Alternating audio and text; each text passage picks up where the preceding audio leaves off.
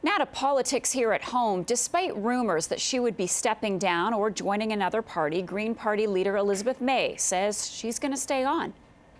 Also was very touched by other members of Parliament, colleagues in the House of Commons from other parties, government benches and opposition benches, who sent me very touching letters of personal support and encouragement.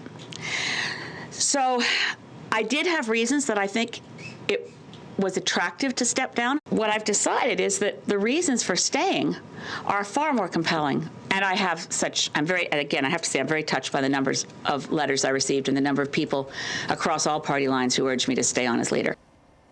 CTV's Glen McGregor is joining me now from Ottawa with more on May's decision. Glen, good morning to you. Thanks for being here. Any surprise here that she has decided to stay on with the party?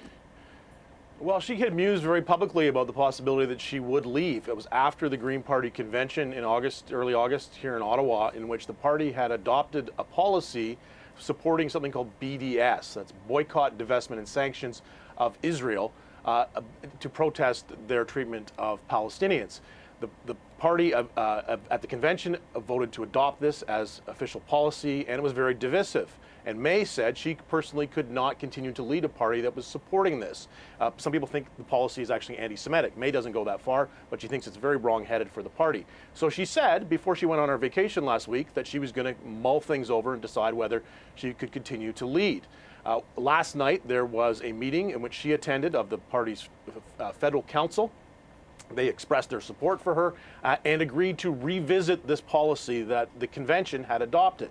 May blamed it on the fact that the way the party had changed their system of voting on policy resolutions, they'd gone to something called Robert's Rules of Order, a very familiar way to run meetings, and someone had found a loophole in the rules to bring forward this motion and get a small number of people who were delegates at that convention to vote on it, when May says it's not truly representative of the party as a whole. So the suggestion is now that the federal council is going to have this special meeting and review this policy and probably overturn it, and so that May can stay on as leader.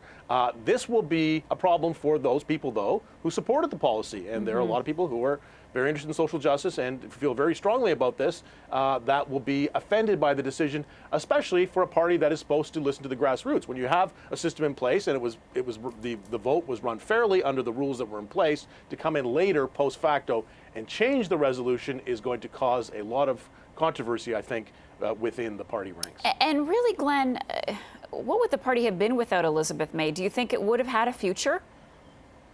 Well, somebody said to me today, can you name the previous party leader to Elizabeth May? And it's a tough one to remember. I think it was Jim Harris. So she had become really synonymous with the party. She's the only Green Party MP to be elected. They've had other people in the House who were elected on other party banners, but she was the only one to be elected as a Green Party member. And the party, though, has really stagnated since it sort of reached its high in terms of popular vote support in 2008. Hasn't moved beyond that. I haven't really had any success at getting more MPs elected.